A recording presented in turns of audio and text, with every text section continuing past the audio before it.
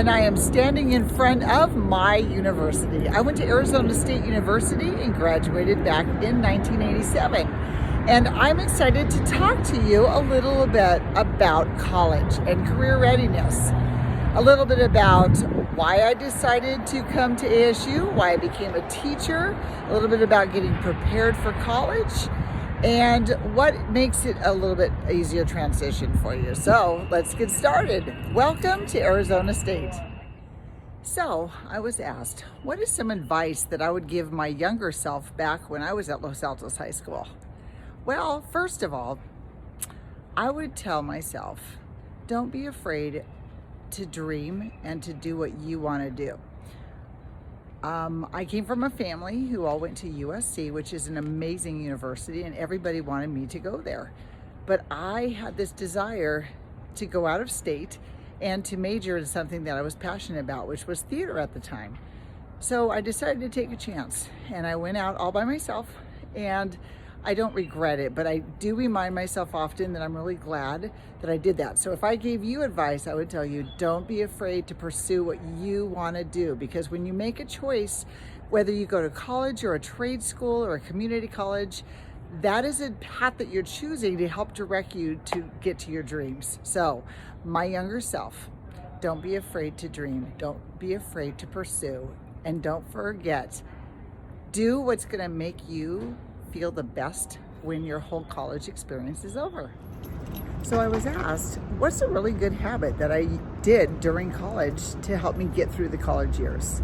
Well, to think about it, I remember I got really involved. I joined a sorority, I was involved in doing campus tours, I was doing theater, lots of extracurricular activities, but I realized that, you know what, the reason I came to college was to get a great education and get a degree.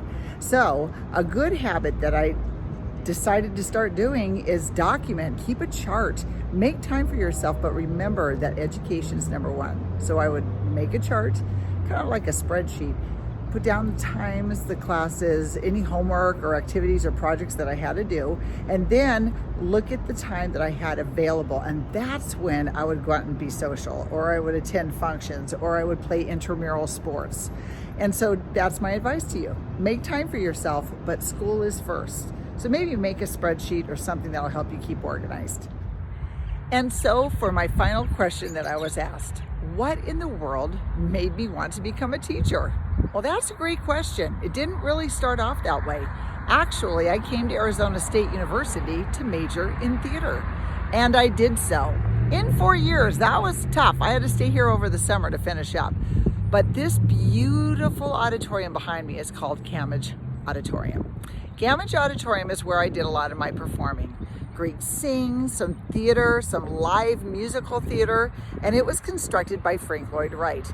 And I thought, this is it. This is all I want to do. I want to be an actress for the rest of my life. And then my senior year, about 7 months before I graduated, I thought, what am I going to do with this theater degree? What if I don't get a position as an actress? And then I realized, you know what? I want to be a teacher.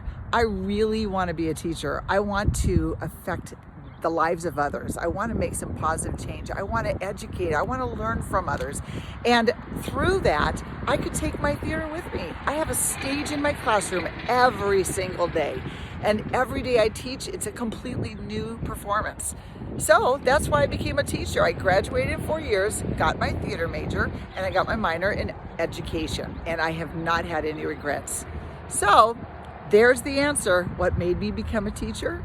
This amazing place behind me, Gamage Auditorium at Arizona State University. It changed my life, and it made me realize that I could affect others through theater, through performing, and through just making others happy and making them learn. Have a great day.